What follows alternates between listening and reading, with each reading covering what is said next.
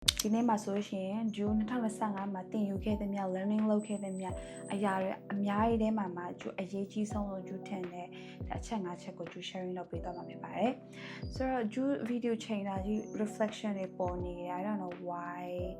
so someone please တည်ရတူရှေ့ comment ထဲမှာကျူပြောပြပေးပါအောင်เนาะ but anyway we have to move on right so ဂျူကိုမသိသေးဘူးဆိုရှင်တော့ဂျူကဒီ healing manifestation subconscious work ပြီးလို့ရှင်ဒီ personal development စသည်ဖြင့်ဒီလိုမျိုးအကြောင်းအရာတွေကို sharing လုပ်ပေးနေတဲ့ဒါချောချောလေးဖြစ်ပါတယ်ဆိုတော့ let's move on so number 1ချက်ကတော့ဒါ boundary ပေါ့နော်ဂျူက boundary နဲ့ပတ်သက်ပြီးတော့အရန် struggle ဖြစ်ခဲ့တယ်ဂျိုးကိုဘာလို့လဲပတ်သက်ပြီးတော့ဒါတင်ပေးမဲ့သူမရှိခဲ့ဘူးဆိုတော့ basically ကိုယ့်ရဲ့ society ကိုကြည့်မယ်ဆိုလို့ရှိရင်လေဒါကျောင်းတက်မယ်ပြီးလို့ရှိရင်အလုပ်ခွင်ဝင်မယ်ပြီးရင်ပတ်စံစုမယ်ပြီးရင်အိမ်ထောင်ချမယ်ပြီးပတ်စံစုမယ်ဒါကြီးနဲ့ပဲလေးပတ်နေဆိုတကယ်life ကိုဖြစ်တန်းရတဲ့အခါမှာလိုအပ်တဲ့ skill တွေကြာမတင်ပေးခဲ့ဘူးကိုကဒီလိုမျိုးဆိုရင်ကြိုက်တယ်ကိုကဒီလိုမျိုးဆိုရင်မကြိုက်ဘူးဆိုပြီးတော့ကိုကတည်တယ်ဒါပေမဲ့သူများတွေက intentionally or unintentionally cross လာလို့တဲ့ချိန်မှာyou know no လို့မပြောနိုင်ဘူး because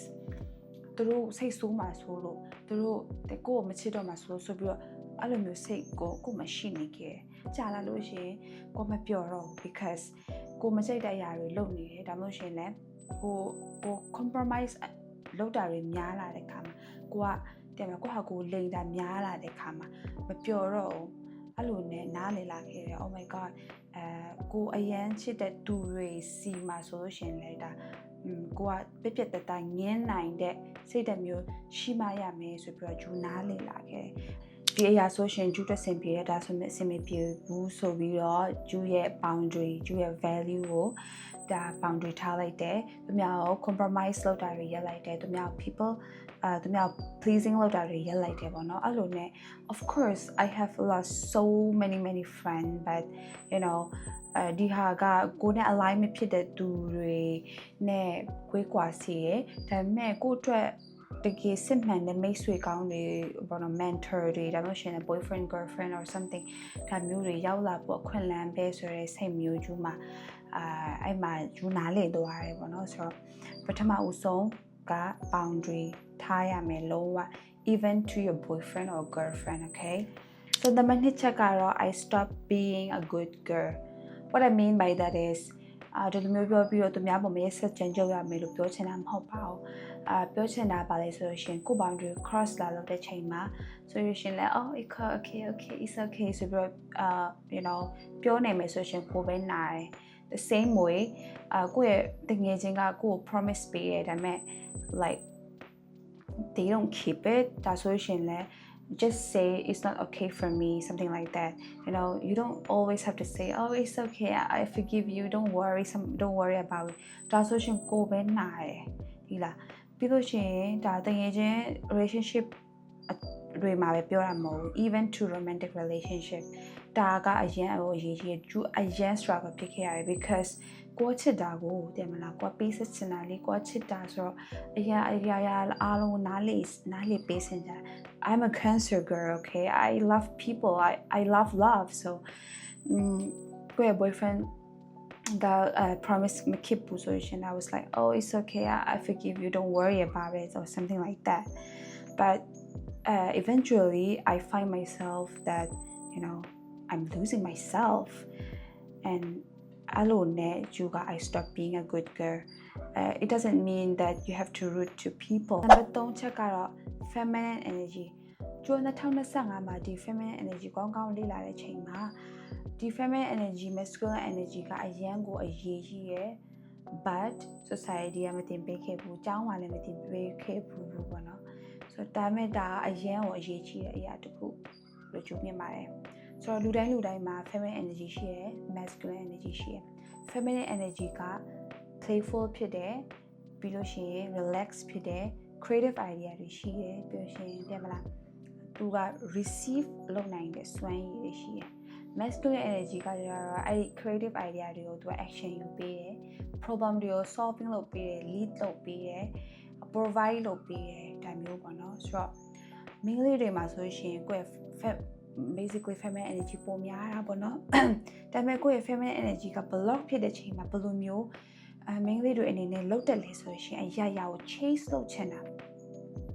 ကိုယ့်ရဲ့ boyfriend ကို chase လုပ်မယ်မခေါ်သေးဘူးလားမတွားသေးဘူးလားသူတို့ရနေပြီနေရာမသိသေးဘူးလားအဲ့လိုမျိုး chase လုပ်ယူနေရတာပေါ့နော်ဆိုရှင်တကယ်ချင်းတွေဆိုလို့ရှင်လည်းအဲ့လိုပဲကိုကပဲအမြဲတမ်းဆက်တွေ့နေကိုကပဲအမြဲတမ်းလုပ်နေတကယ်ဆိုရင်ဒါက masculine energy က lead လုပ်နေရမှာလေအဲ့ဒီ feminine energy block ဖြစ်ပြီး masculine energy ကကိုယ်ကို lead လုပ်နေတာပေါ့ပြောရှင်လည်းအလုံးမှာဆိုရှင်လည်းအတူတူပဲလုပ်ယူနေရတာကိုကအမြဲတမ်းလုပ်ယူနေရတယ်အောင်မြင်မှုဆိုရင်လည်းအတူတူပဲပတ်စံဆိုရင်လည်းအတူတူပဲအမြဲတမ်းကိုကပဲ chase လုပ်နေရတယ်တခုခုဆိုရှင်လည်းခက်ခဲနဲ့လုံးမှာပဲဆင်ပြေရဆိုရဲပုံစံမျိုးမှာဆိုရှင် base clearly ကိုယ့် feminine energy က block ဖြစ်နေရဆိုရဲဒါသဘောပါနော်ဆိုတော့ဂျူးကလည်းအလွန်ခဲ့တဲ့နှစ်3နှစ်မှာဆိုရှင်ကိုယ့်ရဲ့ feminine energy တော်လေးကို block ဖြစ်ခဲ့တာဂျူးကအခုနောက်ပိုင်းမှာပဲ reflect ပြန်လုပ်ကြည့်တဲ့အချိန်မှာနားလေလိုက်တာပါလေဆိုရှင်ဒီကလေးကဘောနော်ဒီ he take me to a fancy restaurant and အဲ့မှာ dinner စားမယ်ပေါ့နော် anniversary ပေါ့နော်အဲ့မှာဂျူးကI was like you don't have to do this ပေါ့နော်ဒါတွေအရင်ဈေးကြီးရမလို့ဒီ normal dinner စားလို့ရရပဲပေါ့နော်ဆက်ဆူရမယ်လေးဆိုပြီးတော့ကိုက receive မလုပ်နိုင်ဘူးကိုက panic အမြဲတမ်းဖြစ်နေတယ်အဲ့မှာကိုယ့်ရဲ့ feminine energy က balance မဖြစ်တော့သူ့ရဲ့ masculine energy ကိုသူက receive နိုင်စွမ်းမရှိတဲ့အခါမှာသူတို့ရဲ့ဒီ energy က balance မဖြစ်တော့ဘူးပေါ့နော်အဲ့လိုနဲ့ဒါ disappoint ဒီ argument တွေဖြစ်သွားတယ်ပေါ့နော်တကယ်ချင်းတွေကဂျူးကိုလက်ဆောင်လာပေးတယ်ဆိုရှင်လေဂျူးအမြဲတမ်း worry ဖြစ်နေတာပေါ့နော်သူတို့ဘာပြန်ပေးရင်ကောင်းမလဲသူတို့တခုခုမပေးလို့ရှိရင်သူတို့အရင်လိုမခင်လောက်တော့ထင်တယ်ဆိုပြီးစိုးရိမ်စိတ်တွေနဲ့အမြဲတမ်းပေါ့နော်အဲ့လိုနဲ့like panic ဖြစ်နေခဲ့တယ်ဒါပေမဲ့အဲ့ဟာကကိုယ့်ရဲ့ feminine energy ကိုအား block ဖြစ်စေတယ်ဆိုတော့ဂျူးခုနောက်ပိုင်းမှာနားလေလိုက်တာပါလေဆိုလို့ရှိရင် if somebody take care of you let it be နော်ကိုအနေနဲ့အဲ့ချိန်မှာ good girl လို့ပြော kind ဖြစ်နေလို့မရအောင် oh it's okay you don't have to do that အဲ့လိုလို့မရအောင် it's basically you blocking your feminine energy no so if somebody give you the present say thank you so much that's it you know let them take care of you အဲ့မှာကိုကလည်း guilty ဖြစ်စရာမလိုတဲ့မလားဒါဂျူ2025မှာ the biggest learning လုပ်ခဲ့တဲ့အရာတစ်ခုဆိုရှင် feminine energy အကြောင်းပါပါတယ် okay number 4ချက်ကတော့ဘယ်သူနဲ့မှစိမ့်မယ်လို့မထင်ပါဘူးအဲ့ဒါတော့ဗာလဲဆိုရှင် self love ပါဒါပေမဲ့လေဂျူက self love နဲ့ပတ်သက်ပြီးတော့လည်းအရင်ကို struggle ဖြစ်ခဲ့တယ်ပြီးလို့ရှိရင်အရင်ကိုဂျူကဒီ self love ကို underestimate ဖြစ်ခဲ့တယ်ပေါ့နော်ထင်သေးခဲ့တယ်ဆိုတော့ဒီ self love လို့ပြောတဲ့အချိန်မှာဒီ skin care လုပ်တာကိုကြိုက်တဲ့စာအုပ်လေးဖတ်လိုက်တာပေါ့နော်ကိုဟာကိုဒီ reward အနေနဲ့ဒီ junk food တွေအများကြီးစားလိုက်တာဒါမျိုး self love လို့ခေါ်ချင်ခေါ်ရတူရှိမယ်ဒါပေမဲ့ self love ကအများကြီးအဲ့ထက်ပိုပါတယ်ကိုယ့်ရဲ့မိဘကတာသမီကိုဖြစ်စေချင်တယ်ဆိုလို့ရှိရင် junk food တွေအများကြီးပေးနေမှာမဟုတ်ပြီးလို့ရှိရင်နောက်ကျမှအိတ်ခိုင်းမှာမဟုတ်ပြီးလို့ရှိရင်ခန္ဓာကိုယ်အတွက်ပေါ့နော်exercise မလုပ်ခိုင်းပဲနဲ့တနေ့ကုန်ထိုင်ခိုင်းမှာမဟုတ်ပါဘူးအဲ့လိုမျိုးပဲပေါ့နော်ကိုဟာကိုဒီ self love ဒီပြန်လုပ်တဲ့ချိန်မှာကိုဟာကိုဒါမိဘတယောက်လိုပဲပေါ့နော်ပြန်ပြီးတော့ parenting ပြန်လုပ်တယ်ပေါ့နော်အဲ့လိုနဲ့ကိုကဒီတနေ့ကို 10,000 step အမြဲတမ်းလမ်းလျှောက်တယ်ရေဆိုလို့ရှိရင်3လီတာတောက်တယ်ဒါစားလည်းစားဖက်လာတယ်ကိုခန္ဓာကိုယ်အတွက်ကောင်းမဲ့ဒီvegetable တွေပဲဖြစ် protein တွေပဲဖြစ်ရွေးပြီးစားလာတယ်ပေါ့နော်ပြီးလို့ရှိရင်ဒီ toxic drink တွေတဲ့မလားဒီဟာတွေကိုလုံးဝ cut လုပ်လိုက်တယ် sugar ဆိုလို့ရှိရင်လုံးဝ cut လုပ်လိုက်တယ်အဲ့ချိန်မှာယူတိလာရတာကပါလဲဆိုလို့ရှိရင်လုံးဝ confident ပိုရှိလာပါတယ်ယူအဲ့ဒီချိန်မှာယူ confident ပိုရှိလာတဲ့ချိန်မှာဘာပဲလုပ်ဘေးနေရပဲသွား I was like right I meanအဲ့မှာယူရဲ့ productivity ကလည်းအများကြီးတိုးတက်လာတယ်ကိုယ့်ရဲ့ပြောဆိုဆက်ဆံမှုကလည်းအများကြီးတိုးတက်လာတယ်သူများကိုမြင်တဲ့မြင်ကလည်းအများကြီးတိုးတက်လာတယ်သူများကကိုယ် respect ပိုရှိလာတယ်ကိုယ့်ဟာကိုယ်လည်းယူ respect ပိုရှိလာတယ် because ဂျူးအဲ့ချိန်မှာအများကြီးဝိတ်ကျသွားတယ်ပေါင်20ကျော်လောက်ကျသွားတယ်ဆိုတော့ I was like I am believing in myself even more. Number 5, the last but not the least အဲ့ဒါတော့ဗာလဲဆိုရင်ကိုယ့်ရဲ့ spiritual ပိုင်းမှာ